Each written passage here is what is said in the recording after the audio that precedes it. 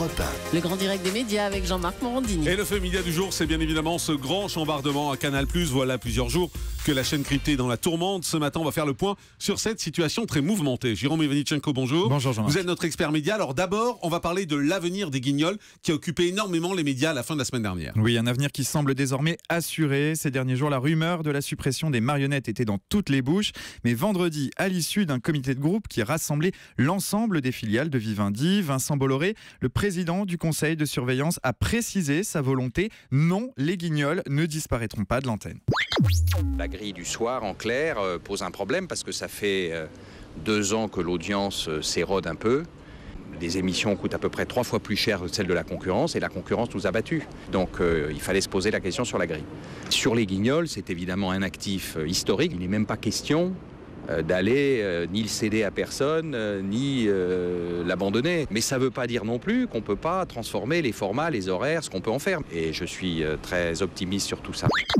Voilà, Vincent Bolloré, donc, qui confirme que les Guignols resteront bien à l'antenne. Donc plusieurs options se dessinent ce matin. Oui, celle qui semble la plus crédible, c'est un glissement vers un format hebdomadaire, très probablement le week-end. Deuxième possibilité, un passage en crypté. Les marionnettes pourraient devenir un produit d'appel pour attirer de nouveaux abonnés. Aujourd'hui, Canal+ est concurrencé par de nouveaux acteurs, beIN Sport sur le terrain du football, Netflix dans le domaine du cinéma. La chaîne pourrait donc miser sur des programmes qui lui sont propres, des marques fortes pour gagner de nouveaux téléspectateurs.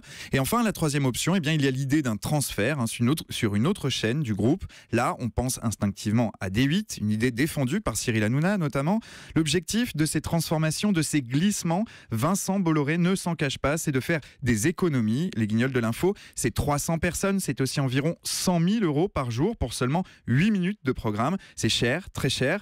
Vincent Bolloré veut faire la chasse aux coûts, veut faire un grand ménage dans les couloirs de la Maison Canal pour retrouver une dynamique positive qui a quitté la chaîne depuis plusieurs saisons. Et ce grand ménage passe également par un changement de dirigeant. Oui, vendredi, une autre décision a été prise par Vincent Bolloré et elle concerne l'organigramme de la chaîne. Rodolphe Belmer, le directeur général de Canal+, a été purement et simplement débarqué. Il a été remplacé dans la foulée par Maxime Saada, jusqu'ici directeur général adjoint. Cette décision, elle est lourde de sens. Rodolphe Belmer était l'incarnation de l'esprit Canal, tant décrié par Vincent Bolloré, qui n'a jamais caché son ambition de reprendre en main la grille des programmes. Un bras de fer s'était même engagé entre les deux hommes depuis plusieurs semaines. Rodolphe Belmer était jugé beaucoup trop attentiste par le nouvel homme fort de Canal. En mai dernier, il avait reconduit le Grand Journal pour la saison prochaine. Il avait reconduit Antoine Decaune à sa tête. C'est cet immobilisme, ce manque d'audace qui semble avoir coûté sa place à Rodolphe Belmer.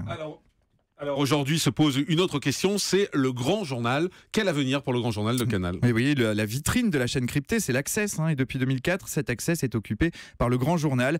Oui, mais voilà, la saison a été très décevante en termes d'audience, régulièrement battue par le talk-show de Cyril Hanouna, Touche pas à mon poste sur D8, souvent talonnée par C'est à vous, l'émission d'Anne-Sophie Lapix sur France 5. Le Grand Journal est en perte de vitesse, c'est peu de le dire. Des résultats d'autant plus décevants que la case coûte cher, elle aussi, entre 100 et 120 000 € par jour, facturé par KM Prod, la société du producteur historique de l'émission, Renaud Levanquim. C'est environ le double de ce que coûtent les programmes concurrents.